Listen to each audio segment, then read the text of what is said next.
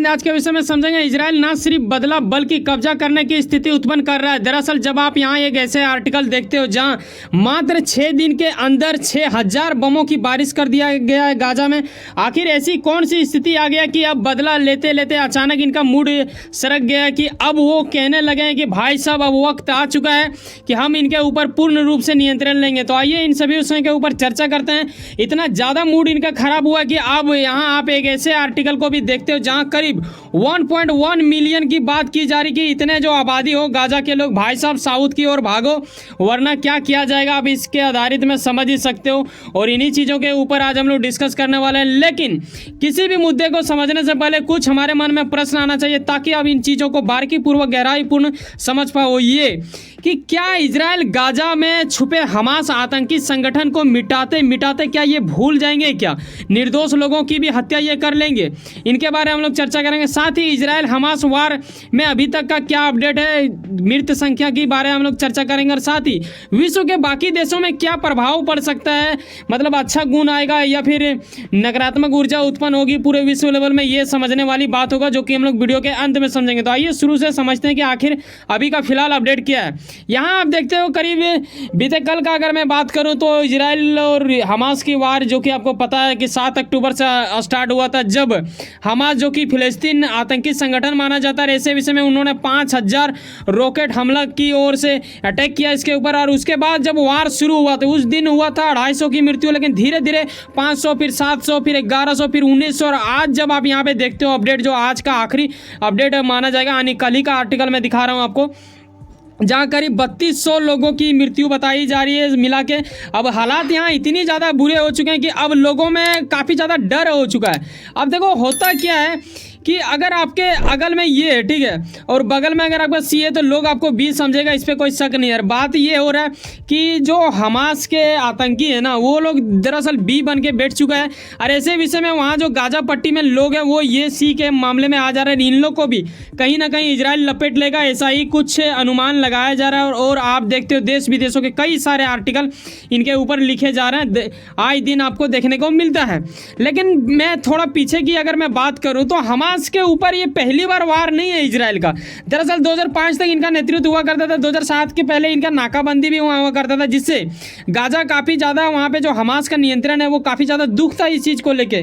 यहाँ तक कि फिलिस्तीन भी उसका सपोर्ट में रहता था, कई सारे देश भी इन चीज़ों को चर्चा करते थे उन दिनों। लेकिन 2008 में भी एक बार अटैक किया गया था, 2014 में भी एक बार अटैक किया गया था, लेकिन तब तक उस तरह अटैक नहीं था जिस तरह अब होने वाला है।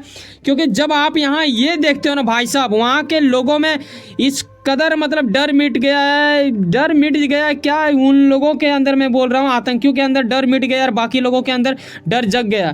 क्योंकि अगर उन्हें डर रहता है तो शायद वो अभी तक घुटना टेक चुके होते आतंकी, लेकिन अभी तक नहीं टेका है। कहीं ना कहीं डर की खौफ उनमें थोड़ा कम नज़र आ रहा है। लेकिन वहाँ की जनता जो आम जनता है, चाहे हम बात करें इजराइल की जनता का, चाहे हम बात करें फिलिस्तीन का या फिर गाजा में रह रहे उन लोगों को, जो कि करीब मात्र 22 लाख है यार, एक मतलब छोटा सा आबादी। इससे ज़्यादा तो इंडिया के कई सारे राज्य में आदमी लोग होते हैं, संख्या होते हैं। तो ऐसा कुछ चिथड़ा उधड़ता नजर आ रहा है और इन दिनों काफ़ी ज़्यादा चर्चा का विषय बन गया। तो आइए समझते हैं कि आखिर इन्होंने अब क्या एक्शन ले लिया है। यकीनन इस पे कोई शक वाली बात नहीं है कि अगर कोई देश इसके ऊपर अटैक करता तो शायद ये क्रोध नहीं दिखता, लेकिन यहाँ आप कह सकते हैं कि बिल्कुल ये आतंकी हमला था। क्योंकि आतंकी हमला नहीं होता तो बच्चे महिलाओं के साथ दुर्व्यवहार नहीं किए जाते, उन्हें बंधक नहीं बनाया जाता, सिर्फ सेना के साथ वार होता। लेकिन कहीं ना कहीं उन्होंने सीमा तोड़ा है अपने मानवता का, तो इसीलिए उसके बदले में इनके ओर से भी कुछ चीज़ों का तोड़फोड़ मचाने की स्थिति उत्पन्न की गई है। यहाँ आप देखो जरा इस लाइन को, इसका आर्टिकल भी मैं पीछे दिखाऊंगा आपको, लेकिन फिलहाल ये जान लो इजरायली पीएम, आपको यकीनन पता होगा नेतन्याहू, इनके ओर से क्या बोला जा रहा है कि भाई साहब फिलिस्तीनी आतंकी संगठन हमास के नेतृत्व में रहने वाले हर वो आदमी, ठीक है, उन्हें ये व्यक्ति मानता ही नहीं है, वो मरा हुआ आदमी मान रहा है इजराइल के पीएम उन लोगों को। और ऐसे में बोल रहा है कि भाई साहब इन लोगों को कुचलना अनिवार्य है। ऐसा कुछ इनके स्टेटमेंट से स्पष्ट पता चल रहा है। यहाँ आप जब एक ऐसा आर्टिकल देखते हो जो कि आज ही का आर्टिकल है, जहाँ कब्जे की बात की जा रही है, आखिर क्यों कब्जा करने चाहने लगे हैं। पहले तो ये सिर्फ वहाँ पर हटाना चाह रहे थे। हाँ, इन्होंने ये जरूर कहा था कि भाई साहब शुरू उन लोगों ने किया है, खत्म तो हम ही करेंगे, ऐसा इनका प्रण था। एक तरह से आप कह सकते हो कि ये वो प्रतिज्ञा था जिसे पूरा करना करना इनके मतलब एक तरह से मकसद बन चुका है। मैं बता देना चाहूँगा इजराइल एक खतरनाक देश है, भले ही इनकी आबादी 1 CR से भी थोड़ा बहुत कम है कुछ में, लेकिन इनका जो एक हौसला जो होता है ना हर देश में वो रहना चाहिए। हर वो पब्लिक इनके यहाँ के सब काम काज छोड़ के आ चुके हैं वार में, वहाँ के एक्स PM भी आ चुका है, मैंने आपको वीडियो बना के बताया था। तो इनके यहाँ का ऊर्जा जो आप देखोगे देश के प्रति गजब यार, इन लोग यहूदियों से भरा हुआ है। आपको पता है World War II में क्या हुआ था, तो कहीं ना कहीं इन लोग बरसों से मतलब मार खाते आया है, तो कहीं ना कहीं वो क्रोध कहीं ना कहीं दिखेगा और वही चीज़ दिखता नजर आ रहा है। आज इजराइल का क्रोध इतना ज़्यादा हो चुका है कि गाजा निवासियों से इन्होंने कह दिया है कि साउथ दिशा की ओर भागो वरना कुचले जाओगे। कब्जे करने की इन्होंने पूर्ण रूप से तैयारी कर लिया, इनकी सेना उनके ओर बढ़ते जा रहा है। लेकिन कहीं ना कहीं जैसे मैंने शुरू में बताया कि 6000 बमों का अटैक किया गया गाजा में इजराइल के खिलाफ, तो ये जब आया ना तो कहीं ना कहीं धुआंधारी हो चुका, इलाका एकदम पूर्ण रूप से मतलब साफ दिख नहीं रहा है। यही वजह है कि अभी थोड़ा 11 तारीख को ऐसा कुछ हुआ था, लेकिन अभी थोड़ा सा धीमी आ चुका है। इसे खुद UN स्पष्ट कर रहा है कि भाई साहब इजराइल की ओर से ऐसा कुछ एक्शन लेने की तैयारी में वो आ चुके हैं। हालांकि उन्होंने ये भी कहा कि ये इतना जल्दी होना मतलब आसान नहीं होगा। ये देखो गाजा इलाका है, ठीक है, जो कि मैप के माध्यम से देख रहे हो, इनका 50% इधर का इलाका मतलब पूर्ण रूप से बोल दिया कि इधर में जो वो लोग साउथ की ओर बढ़ जाओ इधर, ठीक है, ताकि हम इधर मतलब पूरा तरह से ये कर लें। तो आपके मन में ये सवाल आ रहा होगा कि सर आखिर वहाँ आपने बोला पीछे कि 22 लाख है, हाँ जी हाँ 22 लाख की आबादी है, और तो क्या फिलिस्तीन में 22 लाख ही आदमी है? जी नहीं, उससे ज़्यादा है, करीब 50 से 52। तो जो 30 से 32 जो आबादी है ना वो दरअसल फिलिस्तीन के पास है, जो कि वेस्ट बैंक आपको दिखता है मैप में वहाँ पे, लेकिन यहाँ पे करीब 22 लाख ही है। ऐसे में क्या होता है कि इजराइल ने ऐसे कई बार देखा है कि फिलिस्तीन जो होते हैं उनके आतंकी संगठन हमास, ये निर्दोष लोगों के पीछे छुप जाते हैं और ये लोग पूर्ण रूप से उसके ऊपर हमला नहीं कर पाते रहे, ये लोग फिर से पनप जाते हैं। यही वजह है कि इस बार इन्होंने प्रण ले लिया है, एक तरह से प्रतिज्ञा कर लिया कि भाई साहब कुचल के ही डालेंगे। यही वजह है कि साउथ की ओर इनको बढ़ाने की बात की जा रही कि भाई साहब आप बढ़ो, चाहे आप मरो या बचो, उससे हमें कोई लेन देन मतलब नहीं है। ऐसे में उन लोगों को भगाने की स्थिति किया जा रही है। यहाँ इस मैप के माध्यम से देखो, यहाँ से लोगों को शिफ्ट किया जाएगा यहाँ पे, ठीक है। अब आपके मन में आएगा सर आप 22 लाख बोल रहे हैं, इसमें मतलब 11 लाख करीब यहाँ होगा। जी हाँ, यकीनन अंदाजा आप लगा सकते हो। लेकिन यहाँ जब ये लोग आ जाएंगे 11 लाख आदमी, तो क्या ये लोग को जगह मिल पाएगा वहाँ पे? और मैं बता देना चाहूँ हमास का जो उग्रवादी संगठन, आतंकवादी का मतलब एक तरह से जो हेड है वो एक में से मारा गया है। उसमें से जो लोग बचे उन लोगों का क्या कहना है पता है गाजा पट्टी के लोगों से कि भाई साहब आप लोग इजराइल के धमकी से ना डरें, वो लोग सिर्फ आपका ज़मीन कब्जा करना चाह रहे हैं। ऐसा कुछ मतलब एक तरह से आप रिक्वेस्ट बोलो या फिर खोखलापन, एक तरह से डर छुपाने की दिखा रहे, क्योंकि अगर वो लोग वहाँ रहेंगे तभी तो ये लोग छुप पाएंगे।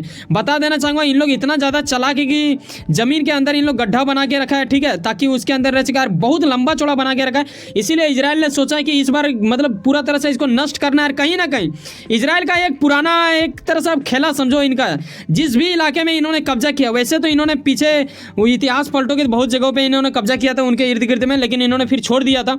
ऐसे में जहाँ भी ये करते हैं अपने जो रिटायर आर्मी वार्मी होते हैं उन लोगों को फिर फैमिली के लिए जगह दे देता है, ऐसे में कब्जा कर लेता है। यही वजह शायद अनुमान लगाया जा रहा है कि ऐसा कुछ हो जाएगा। लोकेशन कुछ इस प्रकार साफ दिखता है, लेकिन इन दिनों इतना ज़्यादा बम बारिश हुआ जिसकी वजह से धुंधला हो चुका है, इसीलिए अभी थोड़ा अटैक थोड़ा कम हो रहा है और कहीं ना कहीं फिर भी आदमी लोग मर रहे हैं, कहीं ना कहीं ठोका जा रहा है, मतलब उतना गति रूप से नहीं। अभी कब्जा की स्थिति कहीं ना कहीं धीमी हो रहा है। वहाँ मस्जिद वस्जिद सबको कुचला जा रहा है। जेरूसलम, जिसे कि यरूशलेम भी कई लोग बोलते हैं, वहाँ पे एक मस्जिद है जो कि काफ़ी ज़्यादा खास माना जाता है मुस्लिमों की ओर से। ये विश्व के कई ऐसे इस्लामिक देश उससे लगाव रखते हैं। कहीं ना कहीं यही वजह है कि कई सारे इस्लामिक देश जो कि फिलिस्तीन का समर्थक देते हैं, कहीं ना कहीं वो जाने अनजाने हमास का भी सपोर्ट कर बैठते हैं, और ये इलाका कहीं ना कहीं उस चीज़ को गड़बड़ करता है। कैसे करता है देखो, इजराइल पूर्ण रूप से बोल रहा है कि मैं फिलिस्तीन के साथ हूं, और इन्होंने इसी वजह को लेकर कहीं ना कहीं नरसंहार जो इन्होंने धमकी दिया कि भाई साहब निकलो, 1.1 मिलियन आबादी वहां से हम कब्जा करेंगे ऐसा करके, ठीक है।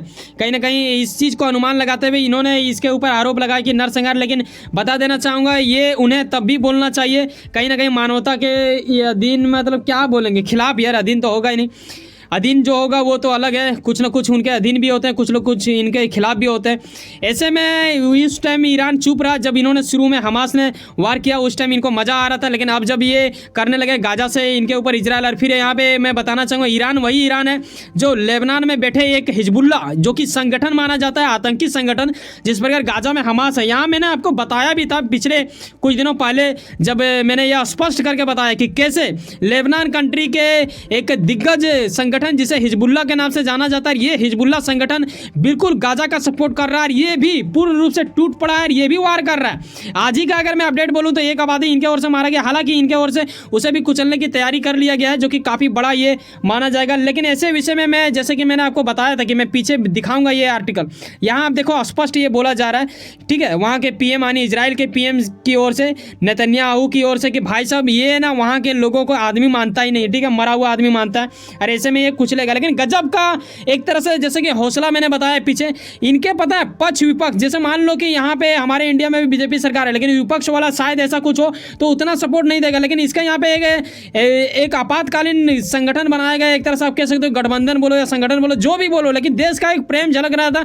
लोग जुट चुके थे, मतलब हर कोई, इनका एक्स पीएम हथियार लेके चल पड़े आर्मी के पास, वहाँ पे हौसला बढ़ाने के लिए और युद्ध करने के लिए। ये एक नेक्स्ट लेवल की देश प्रति प्रेम होता है, यही होना चाहिए। ये बिल्कुल यूक्रेन रूस वार से बिल्कुल हटके है, चाहे हम बात करें सूडान का या फिर बात करें अफगानिस्तान तालिबान का, चाहे हम बात करें और कई देशों का, जो अभी नाइजर हो गया जैसे, वो भी अभी युद्ध कर रहा है, तो बिल्कुल तबाही वाला चीज है यार। ये एक नेक्स्ट लेवल का है। मतलब कई लोगों का घर वर उजड़ जा रहा है, कई लोग मतलब घर से भागना पड़ रहा है उन लोगों को मजबूरन, अगर नहीं भागेगा ठोक दिए जाएंगे। इजराइल मतलब मानने वाली बात नहीं है। कई लोग इसमें सवाल कर रहे हैं कि भाई साहब ये मानवता के खिलाफ। अब देखने वाली बात होगा कि इंडिया अभी तो फिलहाल इनके साथ खड़ा है, लेकिन जब ये ऐसा कुछ कर रहे हैं तो कहीं कुछ भी हो सकता है। सपोर्ट देंगे या नहीं देंगे देखने वाली बात होगा। वैसे सुनो ना, कहीं ना कहीं आप कुछ ना कुछ काम करते होंगे, किरण अपने काम के प्रति काफ़ी ज़्यादा उम्मीद रखते हैं, किरण आपका मेहनत आपका मंजिल बन के मिले। वैसे सुनो ना, सब्सक्राइब कर लो, पावर ऑफ चांद से जुड़े रहो मुझसे। चलो मिलते हैं किसी नेक्स्ट वीडियो में। अगर आपको वाकई में लगता है कि हमारे अंदर वो गुणवत्ता में आपको सही चीज़ बता दो, एक सब्सक्राइब जो बिल्कुल फ्री होता है करके जाना। मिलता है किसी नेक्स्ट वीडियो में। बाय, जय हिंद, जय भारत।